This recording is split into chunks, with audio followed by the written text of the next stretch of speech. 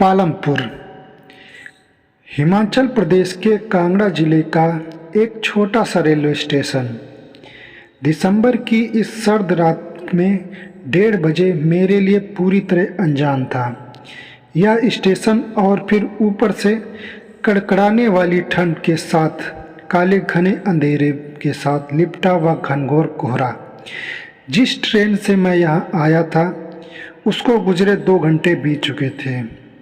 तब से न तो कोई यात्री गाड़ी यहाँ से गुजरी थी और ना ही मालवाहक ट्रेन।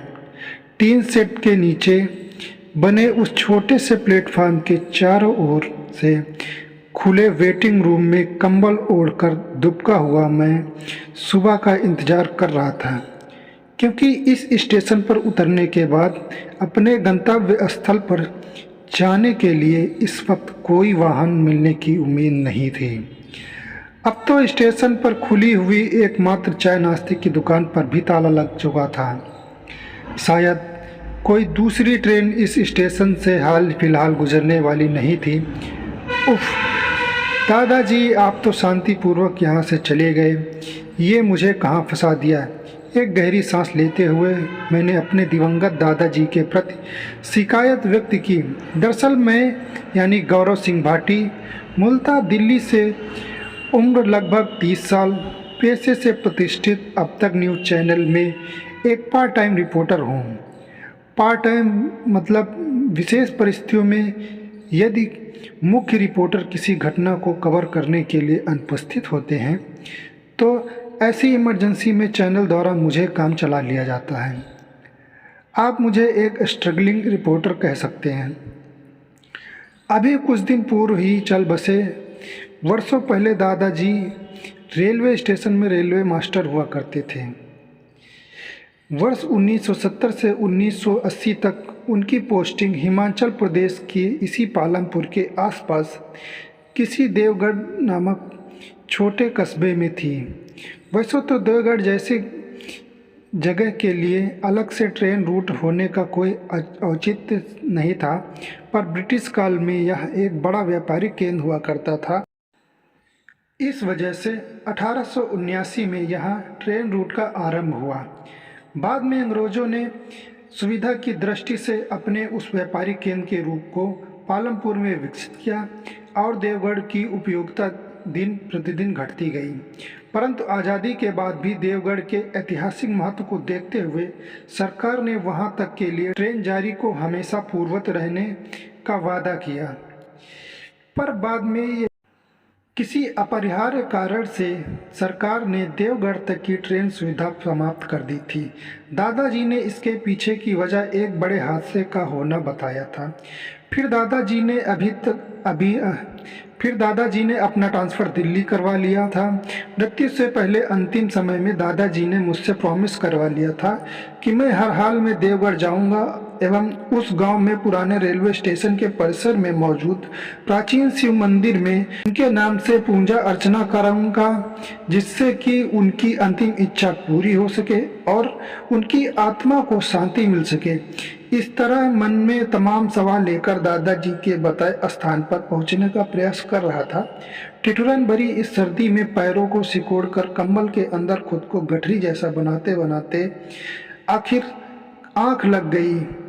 चारों ओर कुछ पुराने खंडहर थे।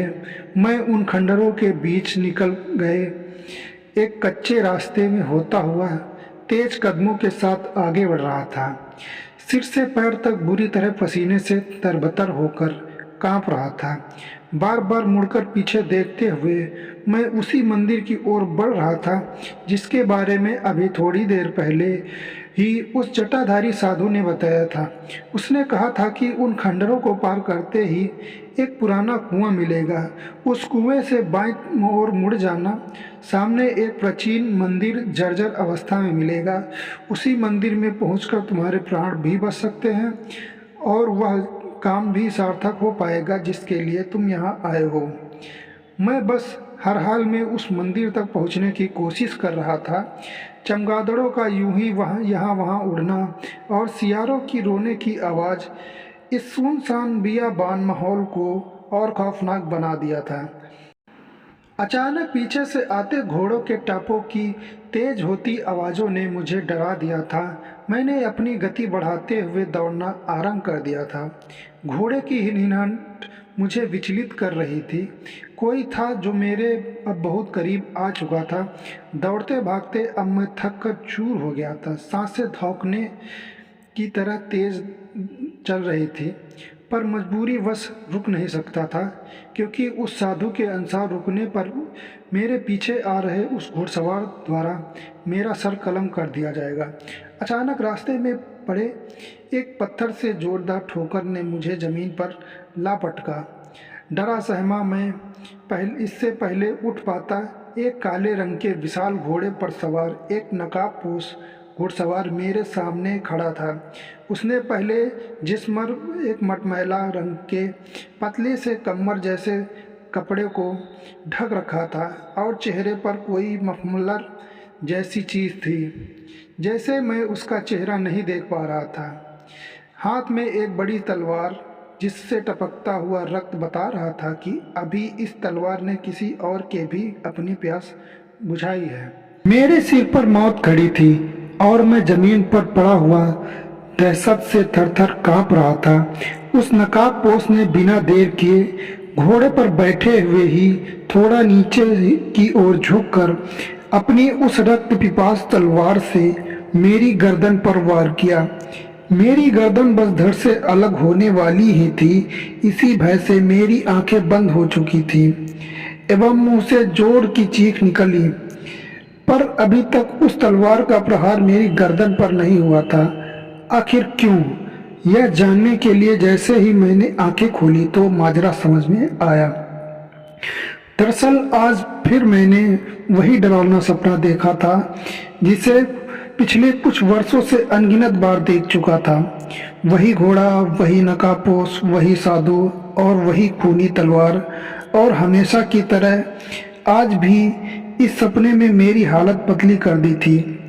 अभी कुछ देर पहले जो कंबल मेरी सर्दी तक नहीं बचा पा रहा था, उसी कंबल के अंदर मेरा जिस्म पसीने से नहा चुका था। दिल की धड़कन आसमान रूप से भाग रही थी। खैर, मैं अभी तक सपना देख रहा था। इस सच्चाई का पता चलने पर मैंने चैन की सांस ली, ईश्वर को धन्यवाद दिया। आखिर क्यों मुझे इस प्रकार का विचित्र सपना बार बार आता है? हमेशा की तरह फिर एक बार इस प्रश्न ने मेरे दिलो दिमाग में उथल पुथल मचा दी थी। फिर अचानक से दिल में एक डरावना ख्याल आया कि कहीं जिस शिव मंदिर में दादाजी की अंतिम इच्छा पूरी करने जा रहा हूँ, वह एवं मेरे सपने में जिस मंदिर का जिक्र वह साधु करते हैं, दोनों एक ही तो नहीं। फिर खुद को मस्तिष्क में आ रहे इस प्रकार के विचारों को दफन करते हुए स्वयं को सांत्वना देते हुए बड़बड़ाया, ऐसा संभव नहीं है।